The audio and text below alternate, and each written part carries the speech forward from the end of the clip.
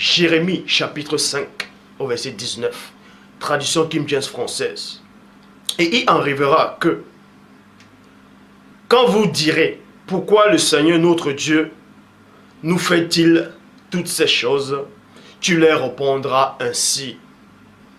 Quand vous m'avez abandonné et que vous avez servi des dieux étrangers dans votre pays, ainsi serez-vous des étrangers dans un pays qui n'est pas le vôtre.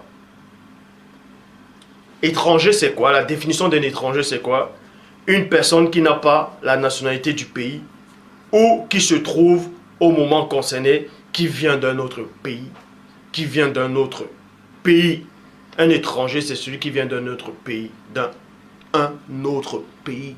Un autre pays. Et Dieu dit ici là qu'ils ont adoré les dieux étrangers. Étranger, c'est celui qui est étranger de la nation, qui est étranger des coutumes, qui est étranger de la ville, du peuple. Et vous pouvez taper selon vos gens dans l'histoire, on vous dit quoi? Le christianisme est arrivé en Afrique au 1er siècle. Vous voyez? Le christianisme est arrivé en Afrique au 1er siècle après JC, selon l'histoire qu'on vous donne. Que le christianisme est arrivé en Afrique au 1er siècle. Pourquoi on dit 1er siècle? C'est eux qui ont commencé à compter 1er siècle, soit disant à partir de ce JC. Or, avant le 1er siècle, mais le monde a toujours existé. Pourquoi on dit l'an 0, on dit 1er siècle? Ça, c'est des mensonges. Et vous acceptez ça?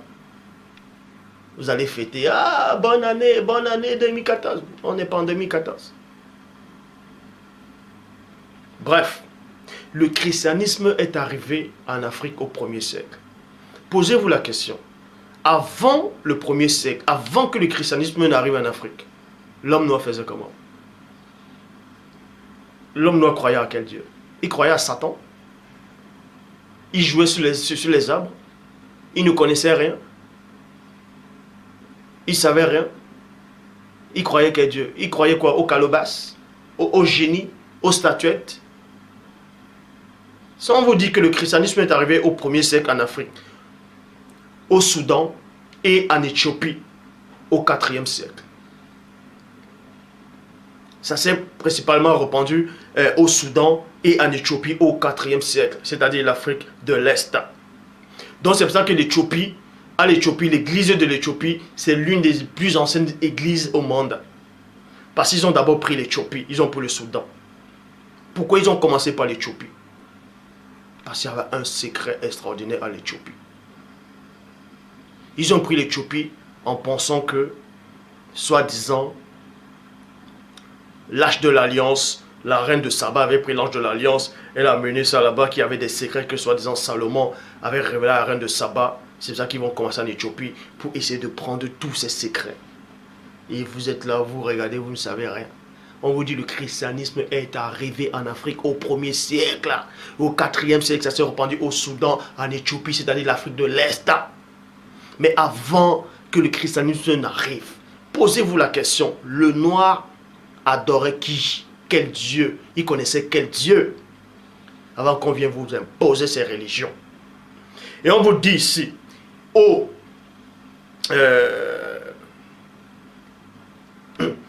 15e siècle, les colons européens, c'est-à-dire entre parenthèses portugais, ont apporté le christianisme en Afrique centrale. En Afrique centrale.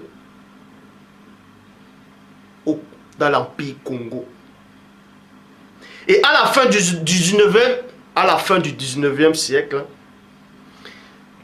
presque toute l'Afrique était déjà corrompue par le christianisme.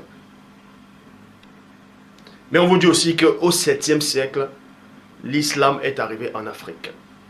Donc, avant le 1er siècle et le 7e siècle, tout ça, avant le 1er siècle, posez-vous la question, l'homme noir adorait quel Dieu?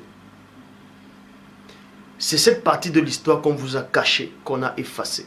On vous a fait croire qu'avant le christianisme, l'homme noir ne savait rien. Avant la colonisation, on vous dit que l'homme noir ne savait rien, il adorait que des statuettes. Ça, c'est un mensonge terrible. Ça, c'est un mensonge. bien avant la Torah,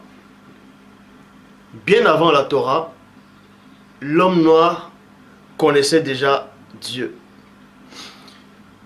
Bien avant la Torah, l'homme noir connaissait déjà. Si on veut dire que le christianisme est arrivé en Afrique au 1er siècle, mais on sait que la Torah est écrite, la Torah est venue bien des années, bien longtemps avant le christianisme.